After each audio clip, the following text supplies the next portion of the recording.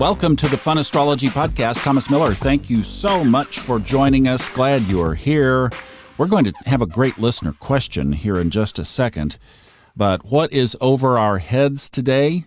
It's the eclipse pause. It's the eclipse breather. So nothing, really. The moon goes void, of course, at, get this, on my Honeycomb Collective Almanac, 11:59 p.m. I mean, it might as well be tomorrow. So that moon moved into Sagittarius yesterday. It's been there all day today. We'll be there all the way through today. Then we have a void, of course, of 8 hours. Then at 8 o'clock in the morning tomorrow, it moves into Capricorn. The big thing tomorrow is that Mars conjoins Neptune. So we're in that energy of moving forward. And if you'd like to hear more about that, check out the podcast that we released on the Robert Glasscock show, Old Soul, New Soul Astrology with Robert Glasscock, where he talked for about 40 minutes about the eclipse. And he specifically addressed that Mars-Neptune conjunction as in the macro being this thing that is continuing to expose these lies and deceptions that are, it seems like the scales are kind of falling off in some places. You know, to me, this is part of the Great Awakening. And eventually these lies that have been permeating cultures for eons will not be so in vogue anymore. Ah, hasten the day. And if you have jumped over to Robert's podcast, I really would appreciate if you're on Apple, iTunes, Apple Podcasts now, if you would leave a review, that would just be so awesome. That's just been a labor of love and has been really fun, and you guys have received it well. So thank you for that. Great astrological teaching there as well.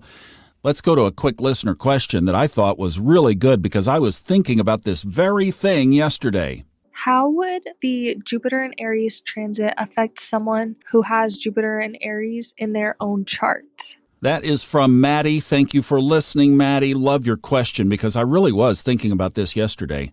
So really what we're talking about is a Jupiter return. Now, this is actually the third time that I have released this podcast. Why? Because I went back and I just didn't feel right and it didn't sound right what I had said before. So if you had one of the previous episodes that was in the RSS feed or in your downloads, I've revised it. That's all I can say. Figured I could do it better. So on a Jupiter return, we have Jupiter orbiting the Sun every 11.86 years. So that means that at 11.86, just before your 12th birthday, 23.72, 35.58, 47.44, 59.3, 71.6, those are the times that Jupiter will be at its exact place in your chart. One of the reasons I revised this is because I had seen online some other numbers about Jupiter orbiting in like 12 to 13 years. There always is some wobble in orbits. But even in my own chart, I went back and looked at the one that was the last one for me, and it was exactly 59.3.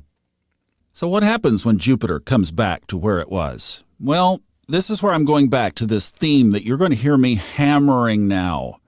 What side of the consciousness are you on? Because Jupiter expands. Jupiter makes bigger. Jupiter likes to grow and blossom and aggrandize. But what is being amplified?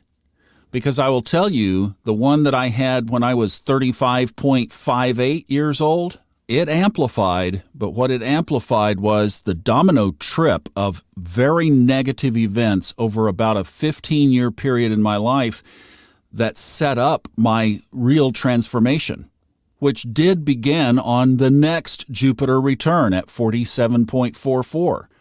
That was when I began to wake up.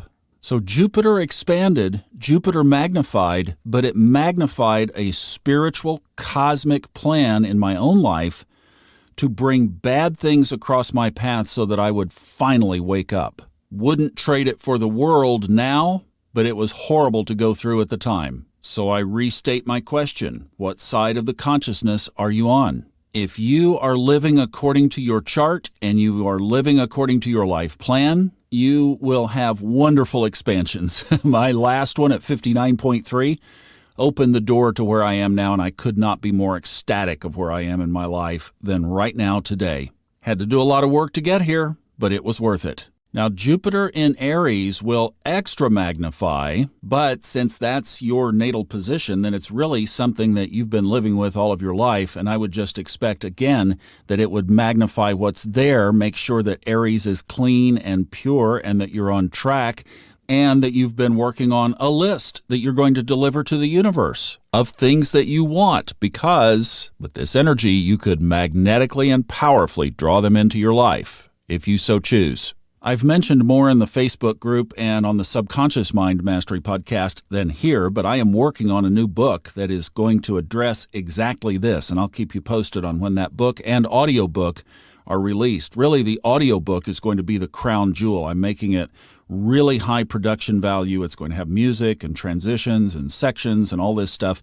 It's going to be really cool, but it is patterned after the Science of Getting Rich. That will be out in a couple of months, and I will let you know when it is available. Basically, though, create a vision in your mind, hold that vision with every thought, and don't allow any distractions. And then, of course, I like to look at the rest of the chart and see where things are to support it energetically.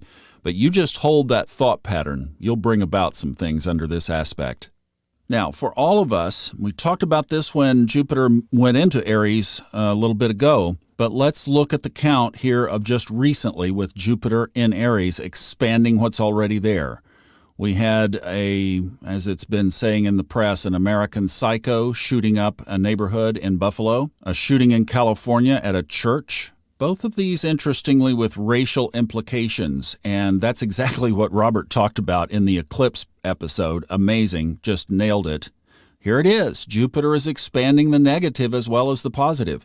Another headline, New York City potentially going to go on high alert with masks over increasing COVID cases. You remember a year ago when Jupiter moved into Aries, we had the breakout of the Delta variant and COVID rampaged for the last 6 months of last year. So see, Jupiter is doing a completely different work in the collective. And that's why I love individual astrology, because we are able to affect our own lives and our own choices.